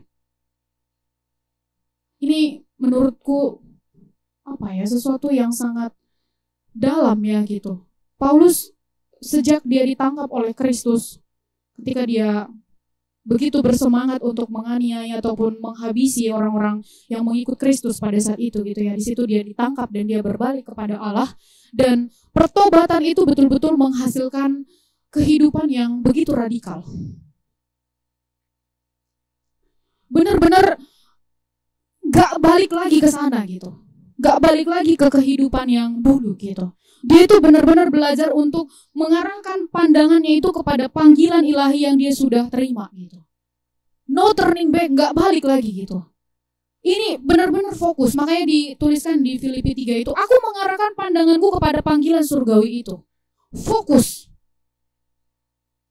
Kalau dia gak fokus teman-teman, dia itu ke-distract sama guru-guru palsu ataupun teman-teman Yahudinya yang lain gitu ya. Maka gak mungkin dia bisa mengerjakan apa yang Allah itu sudah berikan kepada dia. Gak mungkin. Hati-hati ya, kita itu sering ke-distract dengan lingkungan kita gitu. Akhirnya kita gak fokus gitu. Buyar jadinya gitu. Aduh, aku jadi harus ngerjain apa ya gitu. Bisa jadi itu datang dari keluarga kita. Bisa jadi itu datang dari orang-orang yang dekat dengan kita. Kita takut relasi kita itu rusak sama mereka. Sehingga kita lebih mementingkan relasi kita dengan sesama kita ketimbang relasi kita dengan Allah.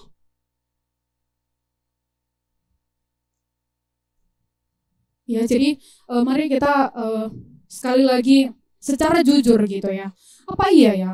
Ada banyak hal yang mendistraksi kita sehingga kita itu nggak fokus sama Tuhan. Kita sering meladeni ataupun melayani suara-suara yang ada di sekitar kita gitu. Yang terkadang memang masuk akal juga gitu. Apa yang mereka katakan gitu. Tapi coba uji, apakah memang Allah itu pengen kita seperti itu? Jika enggak, maka ayo berani melangkah dengan iman gitu loh teman-teman. Ayo berani melangkah dengan iman gitu. Yesus ya harus menanggung, dia itu nggak diterima, dia itu ditolak oleh orang-orang yang sekampung dengan dia demi panggilan Allah loh. Dia tuh nggak diterima di kotanya. Bahkan dia buat mamanya itu, Maria itu puyeng keliling kayaknya tiap hari. Saya baca, nah ini sekali lagi ya, di buku Experiencing God itu. Nah kalau ada yang melihat story saya beberapa, mungkin minggu lalu itu ya, terkait Yesus dan Maria gitu ya. Saya baru memikirkan itu, jujur teman-teman. Sebelumnya saya menganggap ya, maksudnya nggak terlalu wah lah gitu ya, apa yang dikerjakan oleh Maria gitu. Tapi dari yang dituliskan oleh Henry Black AB itu ya, di bukunya Experiencing God, dia bilang, untuk bisa mengerjakan panggilan Allah, orang-orang yang terdekat dengan Yesus itu membayar harga yang sangat mahal. Salah satunya itu adalah Maria. Teman-teman bayangin gak sih, ketika Yesus disalib, seorang ibu hatinya gimana gitu? Jujur di situ saya membayangkan, saya merinding serius. Iya ya Tuhan gitu, gimana ya Maria ya menghadapi semuanya itu gitu? Gimana gitu? Anaknya disalib loh gitu. Dan kalau kita boleh membaca narasi di dalam kitab Injil, Maria itu banyak sekali sebenarnya pertanyaannya dan dia menyimpan di dalam hatinya gitu. Iya kan, kalau kita baca ya, dia simpan di dalam hatinya. Termasuk ketika Yesus itu hilang ya di bait Allah. Dia itu kan berdebat gitu ya dengan orang-orang Yahudi gitu. Bapak mamanya udah pulang gitu ya, gak kelihatan lagi gitu. Dengan santainya dia bilang, bukankah aku memang harus di rumah bapakku? What? Bapakmu? Ini bapakmu Yusuf gitu. Itu membingungkan gitu. Jujur ya, kalau kita memposisikan diri kita di dalam diri Maria, itu gak gampang loh teman-teman. Jadi harga yang dibayar oleh orang-orang yang dekat dengan Yesus itu mahal sekali. Nah pada saat yang sama, pada saat kita belajar untuk mengikuti pimpinan Tuhan, maka orang-orang yang dekat dengan kita akan membayar harga yang mahal juga. Jadi bukan hanya diri kita yang membayar harga yang mahal, tapi mereka juga. Aduh kenapa lah anakku begini ya gitu. Andai dia kerja di tempat yang megah, yang ini segala macam, gajinya kan besar, aku juga jadinya diberkati, contoh gitu kan. Tapi kalau anaknya, contoh ini saya teman-teman, saya nggak bisa memberikan bulanan kepada orang tua saya. Iya seriusan. Terkadang itu ada perasaan, aduh gitu ya. Cuman aku berpikir gitu ya, kan berkat itu nggak selalu diukur dengan uang ya. Itu kenapa aku selalu menyediakan waktu sama orang tuaku. Iya serius. Aku akan telepon mereka, video call. Ya karena memang itu yang aku bisa kasih, dan itu yang aku punya.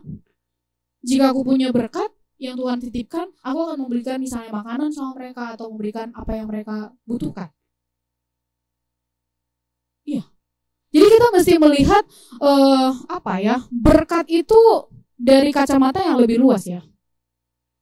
Jangan pikir ketika kita menaati panggilan Tuhan, maka kita itu akan menderita gitu. Menderita dalam arti apa yang dinikmati dunia ini gak bisa kita nikmati gitu.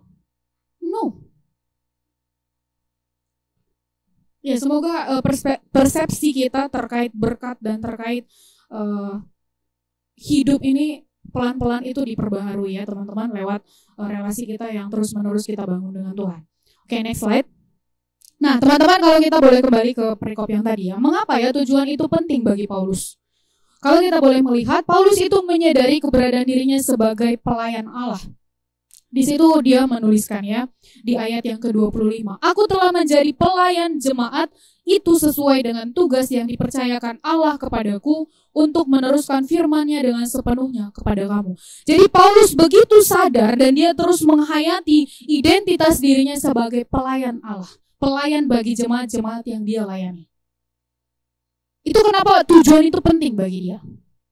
Nah ini ada kaitan antara identitas ataupun nilai diri dengan tujuan akhirnya ya. Yang kedua, menyadari kebutuhan setiap orang berdosa, yaitu semua orang berdosa akan binasa tanpa Kristus dan selamat hanya melalui Yesus Kristus. Dan di dalam hidupnya yang cuma satu kali, itulah yang diupayakan oleh Paulus, mati-matian. Banyak sekali harga yang dibayar oleh Paulus, teman-teman. Dia harus merelakan teman-teman Yahudinya. Bahkan dia itu sering berdebat dengan mereka. Dia menganggap bahwa mereka itu adalah guru-guru palsu. Ini relasi rusak kan? Rusak lah. Bisa jadi dia itu akan merasa sendirian gitu. Nah ini bisa terjadi di dalam perjalanan kita mengerjakan panggilan Allah. Merasa sendiri. Dan ini memang dialami oleh Yesus Kristus. Ketika dia ditangkap di Taman Getsemani, dia sendiri. semua orang-orang yang dia kasihi, yaitu paling tidak 11 muridnya, meninggalkan dia, bukan? Sendiri. Dia menanggung itu sendirian. Jadi perjalanan mengerjakan panggilan Tuhan ini perjalanan yang sangat sepi, teman-teman. Jadi mari kita mempersiapkan diri jika kita betul-betul ingin masuk ke dalamnya. Next. Ini perlu kita pikirkan ya lagi ya. Kebutuhan memang menjadi faktor penting di dalam menggumulkan panggilan ilahi. Namun, kesadaran akan identitas atau nilai diri dan pimpinan Allah itu lebih penting. Karena itulah yang mendorong orang percaya untuk dapat melangkah dengan keyakinan dan kegigihan.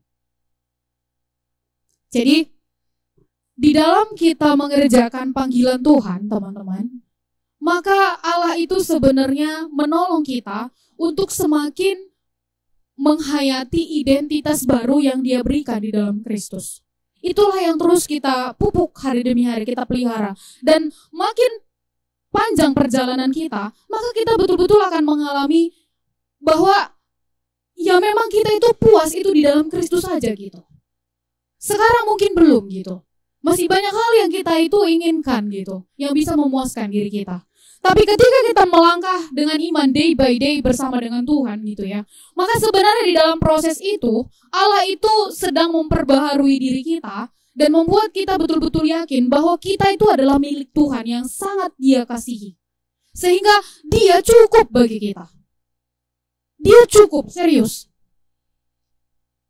Ya setidaknya itu saya alami di dalam perjalanan mengerjakan panggilan Tuhan sampai hari ini, teman-teman. Saya nggak tahu dari mana perasaan itu muncul. Tapi saya pikir ya itulah yang dikerjakan oleh Allah. Perasaan maksudnya betul-betul merasa secure itu memang hanya di dalam Kristus. Gak peduli orang itu mau nilai aku, nilai kita itu seperti apa. Ya namanya juga manusia. Orang itu bisa nilai kita buruk ya karena iri mungkin. Ada banyak faktor kan kenapa orang akhirnya menjelek-jelekan orang lain. Masa itu yang kita dengar? No. Selalu kaitkan dengan apa yang Allah itu katakan tentang diri kita. Karena manusia ini menilai kita itu berdasarkan apa yang kita punya. Kita itu berharga kalau kita punya ini. Kita itu bisa dianggap kalau kita punya ini. Apakah Allah seperti itu cara pandangnya? Enggak. Jadi mari kita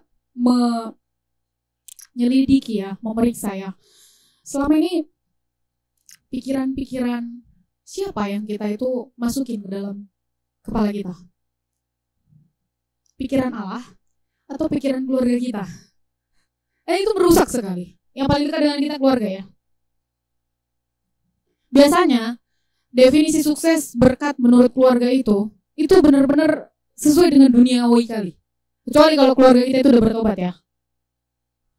Tapi kalau enggak teman-teman, pasti ujung-ujungnya kepada duit, cuan, iya kan? Ke situ, posisi jabatan. Apakah Allah berbicara demikian? Enggak. Ya jadi sekali lagi kita perlu terus menyadari akan identitas yang Allah itu berikan kepada kita. Allah mengatakan, Aldo, engkau kukasihi. Sejak engkau berdosa, saat engkau masih bersekutu dengan dosa itu, aku sudah mati untukmu. Kau berharga di mataku, kau bernilai. Aku menerimamu secara utuh. Terus nanti datang si iblis kan. Kalau kita udah jatuh ke dalam dosa, dia bisa mempelintir kebenaran itu. Dengan cara apa? Itulah kau kan. Melakukan dosa di kerjaanmu. Gak diterima Tuhan lagi lah kau. Pinter kan ya si iblis ini. Sehingga kadang membuat kita jadi enggan untuk datang ke Tuhan. Apalagi kalau misalnya kita lahir di tengah-tengah keluarga yang kalau kita bersalah maka kita akan mendapatkan hukuman. Maka bersama dengan Tuhan, relasi dengan Tuhan juga bisa seperti itu. Kalau kita merasa bersalah dengan Tuhan, maka kita langsung berpikir bahwa kita itu akan dihukum oleh Tuhan. Itu kenapa mungkin kita jadinya enggan untuk datang ke Dia. Jadi mari kita sama-sama ini ya teman-teman, terus memeriksa gitu ya. Pikiran yang masuk ini pikiran apa ini? Kalau nggak penting, enyahkan. Begitu cara Tuhan Yesus di dalam mengenyahkan cobaan di padang gurun kan. Ada tertulis begini, nyah. Gak sanggup lagi si iblis. Ditinggalkan ya Yesus. Betul lagi nih. Maunya ya seperti itu juga kita. Gak sanggup lagi dia untuk mengeluarkan statement-statementnya gitu. Karena kita bilang, firman Tuhan ngomong kayak gini, ahnya kau. Ya. Next. Yang terakhir ya, ini sepertinya. Kehidupan yang digerakkan oleh tujuan. Bagaimana orang-orang yang hidupnya itu betul-betul digerakkan oleh tujuan. Berdasarkan 2 Timotius 4 ayat 5-8. Boleh kita buka teman-teman. Boleh minta satu orang untuk membacakannya. Mungkin Sri boleh ya. Boleh pakai mic di.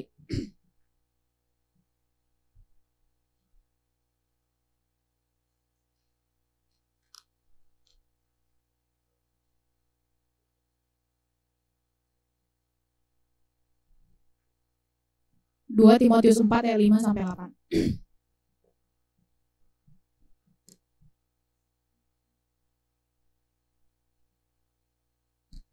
Dua Timotius 4 ayat 5-8.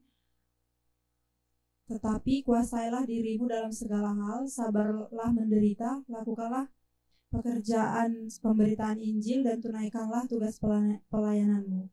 Mengenai diriku, darahku sudah mulai dicurahkan sebagai persembahan dan saat kematianku sudah dekat. Aku telah mengakhiri pertandingan yang baik, aku telah mencapai garis akhir dan aku telah memelihara iman. Sekarang telah tersedia bagiku mahkota kebenaran yang akan dikaruniakan kepadaku oleh Tuhan, Hakim yang adil pada harinya, tetapi bukan hanya kepadaku, melainkan juga kepada semua orang yang merindukan kedatangannya. Oke, terima kasih ya Sri. Jadi teman-teman, jika kita benar-benar memiliki kehidupan yang digerakkan oleh tujuan yang benar ataupun kompas yang benar gitu ya, maka mestinya 4 bagian ini ada di dalam diri kita. Sekalipun memang di dalam prosesnya kita itu masih terus belajar ya. Saya nggak bilang bahwa kita itu akan sempurna, enggak. Ini di dalam proses penyempurnaan. Yang pertama, menguasai diri di dalam segala hal. Kita belajar untuk mengendalikan diri kita, mengendalikan keinginan-keinginan kita. Dan kita belajar untuk menepisnya itu demi keinginan Allah itu terjadi. Kita belajar untuk percaya. Nah ini ya. Percaya ini dibutuhkan karena memang ada kondisi yang tidak jelas, ada kondisi yang tidak pasti ya.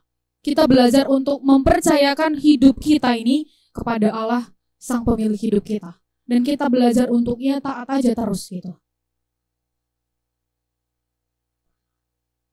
Di dalam langkah iman, di dalam ketaatan, kita itu sebetulnya semakin mengerti apa yang Allah itu inginkan di dalam hidup ini, teman-teman. Di langkah iman yang pertama, tahap berikutnya, kita akan makin melihat, oh cara Allah di dalam memimpin aku seperti ini ternyata. Kita mesti melihat itu loh, jejak Allah di dalam menuntun kita seperti apa. Karena tiap-tiap orang itu beda. Jangan samakan case Musa dengan case kita gitu. Kayaknya gak sanggup kita kalau dibuat case-nya kayak Musa. Sanggup gak? Membayangkannya saja udah ketakutan gitu ya. Serius. Tapi Allah tahulah porsi kita itu di mana. Jadi coba lihat, sejak kita lahir baru sampai kita hari ini, cara Allah di dalam menuntun kita dan di dalam menyatakan kehendaknya itu dengan cara seperti apa? Allah itu sering menghadapi kita yang ragu inikah, yang sering kali ngotot sama apa yang kita mau, atau dengan apa gitu. Itu mesti kita perhatikan loh. Kalau kita anggap itu ya udah lalu gitu aja, ya maka kita rugi teman-teman. Kita nggak akan melihat bagaimana Allah yang hidup itu sedang berjalan dengan kita. Karena sebenarnya di dalam perjalanan itulah kita itu bisa menikmati kehadirannya. Tujuan utama apa tadi? Memuliakan dan menikmati Allah. Kita nggak akan bisa menikmati Allah kalau kita nggak pernah memperhatikan bagaimana Allah menuntun dari titik satu ke titik berikutnya, ke titik berikutnya. Gak mungkin kita bisa menikmati Allah. Menikmati ini bukan dengan cicipan manusia, no. Tapi itu pekerjaan Roh Kudus juga. Gak mungkin kita itu manusia darah daging itu bisa menikmati Allah yang roh itu, yang kudus itu. Tapi itu bisa dimungkinkan karena roh yang ada di dalam diri kita. Itu yang sudah dibaharui oleh Allah. Itulah yang terus bekerja berkarya dan membuat kita, oh Allah itu begini sepertinya samaku. Jadi nggak abstrak. Itu mestinya mulai jelas gitu. Oh, cara Allah begini di dalam menuntun aku. Kalau ada orang lain yang bercerita bagaimana cara Allah menuntun dia, jangan kita langsung hakimi ataupun kita judge atau kita nilai, kok kayak gitu, agak lain gitu. Jangan. Tapi justru ketika ada orang lain yang menceritakan bagaimana Allah menuntun dia, itu membuat kita makin takjub gitu. Oh, gitu juga Allah ya sama orang lainnya gitu. Sehingga pengenalan kita akan Allah itu begitu kaya, teman-teman. Itulah indahnya sebenarnya ketika kita berada di dalam komunitas orang percaya. Di dalam kelompok kecil. Apalagi ketika kita dipercayakan dengan banyak AKK, bersyukurlah. Karena Allah sedang memperkaya kita. Menyingkapkan siapa dia itu sebenarnya. Lewat AKK A, AKK B, AKK C. Bersyukurlah. Walau sangat susah juga ya. Menyesuaikan waktu aja kadang, aduh gitu ya. Menghadapinya apalagi. Tapi bersyukurlah jika itu dipercayakan oleh Allah. Yang ketiga, orang yang betul-betul digerakkan oleh tujuan yang benar atau kompas yang benar, maka dia itu akan punya kesetiaan. Karena dia belajar menghayati Allah yang setia itu. Sehingga itu mulai melekat di dalam dirinya. Dan yang terakhir, seperti yang dituliskan oleh Paulus gitu ya. Dia itu akan mengakhiri pertandingan dengan baik dengan memelihara iman. Perhatikan ini. Paulus sangat menekankan tentang iman. Karena di tengah ketidakjelasan dan ketidakpastian yang ada, Paulus hanya bisa menggunakan anugerah yang diberikan oleh Allah ini, yaitu iman. Maka saat yang sama, ini juga yang kita gunakan, teman-teman. Iman itu akan bekerja ketika ada banyak ketidakjelasan dan ketidakpastian. Kalau sudah jelas dan sudah pasti, iman gak berfungsi lagi. Next. Kehidupan yang digerakkan oleh tujuan ataupun kompas yang benar, yaitu adalah kehidupan yang menyerahkan keinginan diri atau keakuan diri kepada Allah dan menerima rancangan Allah sebagai yang terbaik di dalam kehidupannya. Nanti kita bisa baca Filipi 3 ayat 8-10. Di situ dikatakan Paulus bahwa apa yang dulu dianggapnya itu adalah sesuatu hal yang berharga bagi dia gitu ya. Saat dia mengenal Kristus maka semuanya itu seperti sampah. Jadi yang menjadi keinginan Paulus ketika dia mengenal Kristus yang menyelamatkan jiwanya cuma satu, yaitu mengenal Kristus menyatu di dalam penderitaan dan juga di dalam kebangkitannya.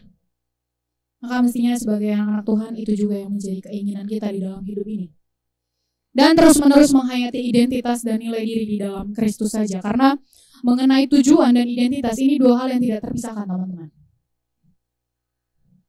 Ya, jika kita cukup di dalam Kristus, maka tujuan kita di dalam hidup ini mestinya ya hanya melakukan apa yang menyenangkan hatinya Kristus. Karena dia cukup. Jadi gak perlu lagi kita harus mikir menyenangkan ini gitu. Gak perlu lagi. Cuma satu, menyenangkan Kristus. Next. Ini mari kita masuk ke dalam pemeriksaan diri ya. Berkaitan dengan topik kita pada malam hari ini gitu ya. Tentang tujuan, sesuatu yang kita kejar. Coba selidiki, apa sih yang kita kejar di dalam hidup ini?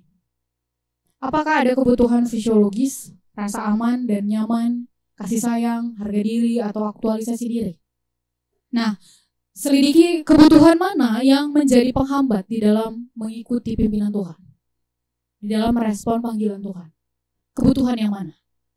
Apakah aktualisasi diri, harga diri, rasa aman dan nyaman, kita ingin ya hidup kita itu ya jelas lah gitu ya, punya penghasilan tetap misalnya, nah gitu. Punya tempat tinggal yang jelas gitu. Mari kita ambil waktu selama 5 menit ya.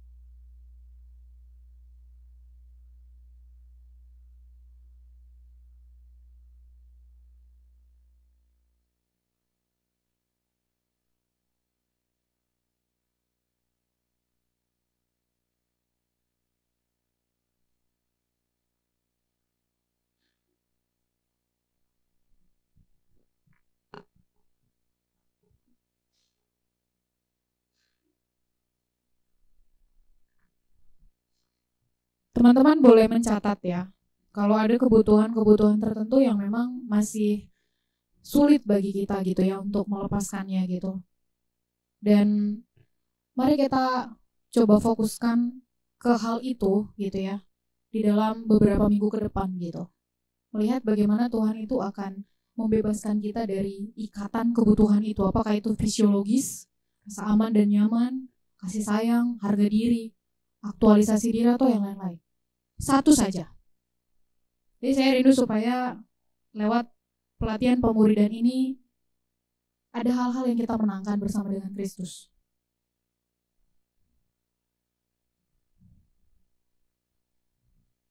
Mari kita menyaksikan satu video ya.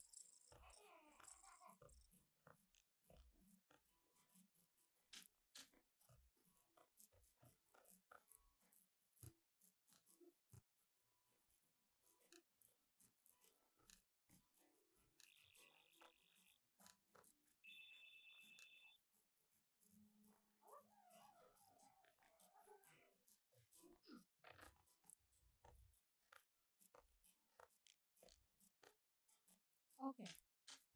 Udah ya.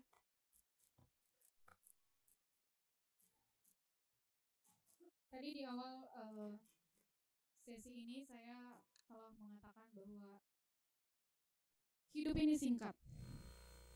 Dan dari video tadi kita bisa ya menyaksikan sendiri gitu ya.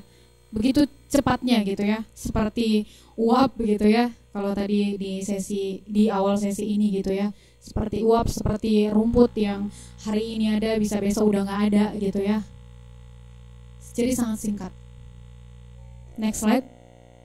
Mazmur 90 ayat 12, ini Musa menuliskan seperti ini teman-teman. Ajarlah kami menghitung hari-hari kami sedemikian, hingga kami beroleh hati yang bijaksana. Next slide, dalam bentuk bahasa Indonesia masa kini, sadarkanlah kami akan singkatnya hidup ini, supaya kami menjadi orang yang berbudi. Next slide. Rick Warren menuliskan di dalam bukunya The Purpose Driven Life, tragedi terbesar bukanlah kematian, melainkan kehidupan tanpa tujuan. Mari kita mulai menggumuli apa yang Tuhan mau untuk boleh kita kerjakan day by day. Sampai nanti kita kembali ke rumah Bapa di surga, kita betul-betul sudah menyelesaikan tugas yang Allah itu percayakan kepada kita. Sehingga mengakhiri hidup kita di dunia ini, kita bisa mengatakan seperti yang dikatakan oleh Tuhan Yesus. Ya Tuhan, aku sudah mempermuliakan Engkau dengan cara menyelesaikan semua pekerjaan yang Kau berikan kepadaku. Mari kita berdoa. Bapa di dalam sorga, berilah kepada kami kerinduan untuk mengerti jalan-jalan-Mu. Berilah kepada kami kerinduan untuk menaati panggilan-Mu. Karena kami tahu Tuhan, dengan cara seperti itulah kami akan memuliakan Engkau di dalam hidup yang satu kali ini. Engkau tahu bagaimana pergulatan kami, Engkau tahu bagaimana jatuh bangun kami di dalam mengikut Engkau, bagaimana kami menghadapi orang-orang di sekitar kami yang sering mendistraksi kami. Karena itu tolong kuatkan dan teguhkanlah hati kami, mantapkan hati kami untuk boleh melangkah, mengerjakan apa yang menjadi keinginan-Mu saja. Tolong kami supaya fokus Tuhan, tolong kami supaya mengerti dengan jelas apa yang Engkau mau untuk boleh kami kerjakan day by day di dalam hidup kami. Bapa, kami bersyukur untuk sesi pada malam hari ini. Kiranya Engkaulah yang menyempurnakan setiap kebenaran yang sudah kami terima. Dan biarlah Roh Kudus yang terus bekerja di dalam hati kami, supaya ketika kami akan kembali ke tempat kami masing-masing, kiranya firman-Mu ini terus berbicara di dalam hati kami, dan kami boleh belajar untuk menundukkan diri pada apa yang menjadi ketetapan-Mu. Sertai setiap anak-anak-Mu yang sudah mengikuti pelatihan pemuridan pada hari ini. Tuhan, tolong mereka di dalam menghadapi segala dinamika yang sedang ada di dalam hidup mereka. Ajar mereka supaya terus belajar untuk mengarahkan pandangan mereka kepada Kristus saja. Supaya mereka tidak mundur, supaya mereka tidak tawar hati di saat mereka menghadapi banyak sekali hambatan, tantangan di dalam hidup ini. Kami sekali lagi mau menyerahkan segala sesuatu yang sudah kami lakukan pada malam hari ini. Akhirnya biarlah semuanya ini untuk hormat dan kemuliaan bagi nama Tuhan. Di dalam dan demi anak-Mu Tuhan Yesus Kristus, kami serahkan hidup kami selanjutnya kepada Tuhan. Amin.